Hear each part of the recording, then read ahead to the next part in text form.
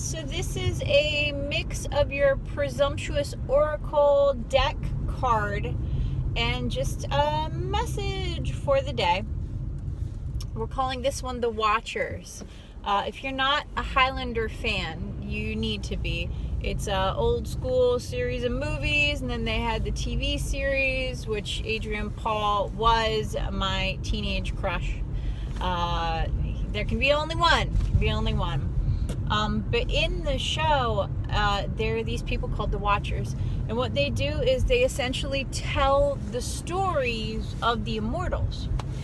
And I thought to myself about how apt that is for not only us in the spiritual community, but, the levels above us. So, our spirit guides, and then our higher selves, and then, all of the archetypal representations and pieces of who we are that move and shuffle. So the card is calling for us to really think about two sides. So if someone were a watcher for us, what story would they be telling? And if we were a watcher for the people in our life, what story would we be telling? Because every story has a million different sides. In an argument between two people, there are going to be 50,000 different opinions about what's really going on and what the truth behind whatever is. And as a watcher, it is our job to tell the truth. It's our job to tell the most honest version of the story that there is. So when we're looking at people's cards, we're looking at people's future, we're looking at giving spiritual advice, we're helping to coach and mentor people. As a watcher, it is our very implicit duty to do so, not with kind of the rose-colored glasses, but with the honest truth.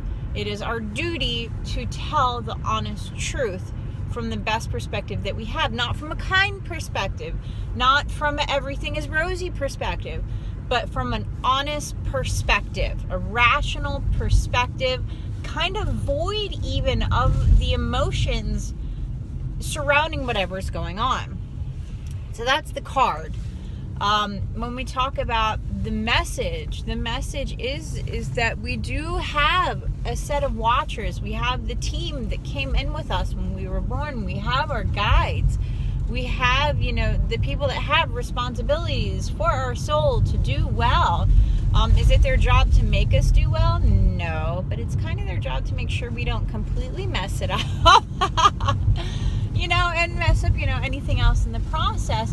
And as a parent, I kind of feel the same way about my kids. I can't make decisions for them, but I can protect them to the best of my ability to make sure that they don't lose a finger early. They don't get, light the house on fire. So it's my job to protect them, but it's also my joy to kind of share their story. And my personal Facebook page is mostly kid pictures and kid stories, because that's really the center of my life at this point, and my identity and my being is being a mom. And it is my joy to share their story, but it's their story from my perspective. But because I know them so well, I can share that story from an honest and joyful and humorous perspective.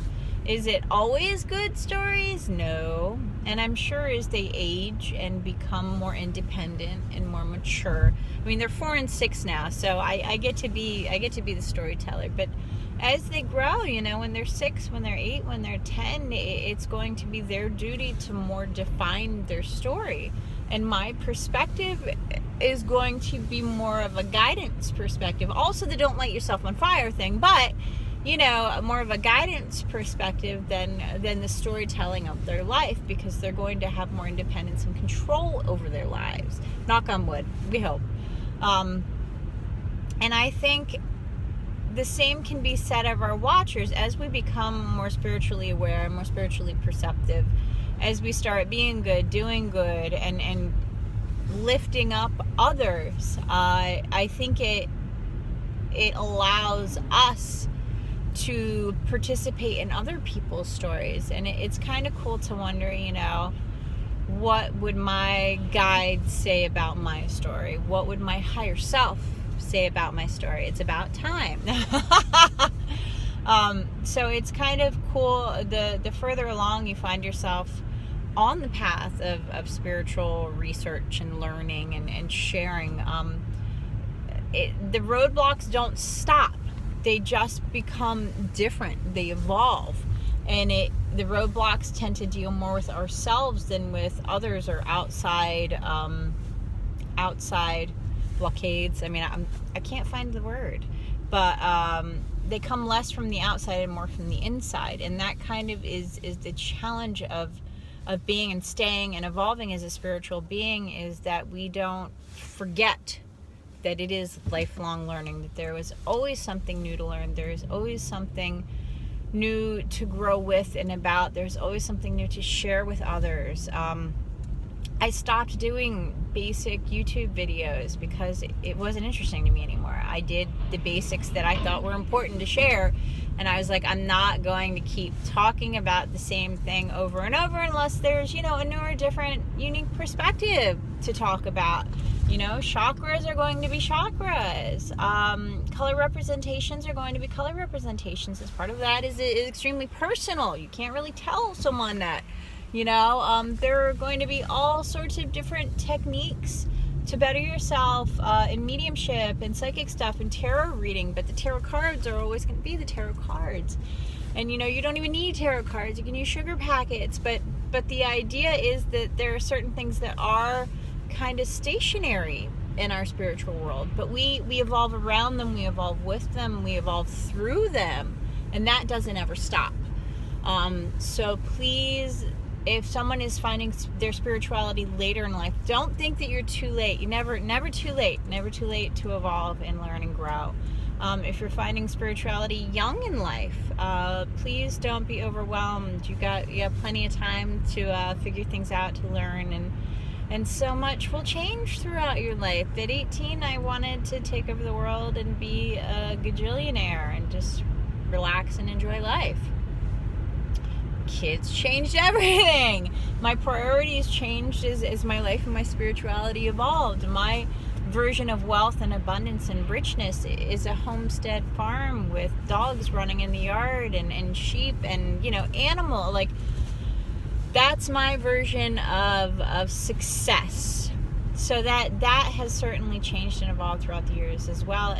And as our storytellers, if we were telling our own story, that's something to write about. And that's what journaling is a very important part of spiritual growth and learning.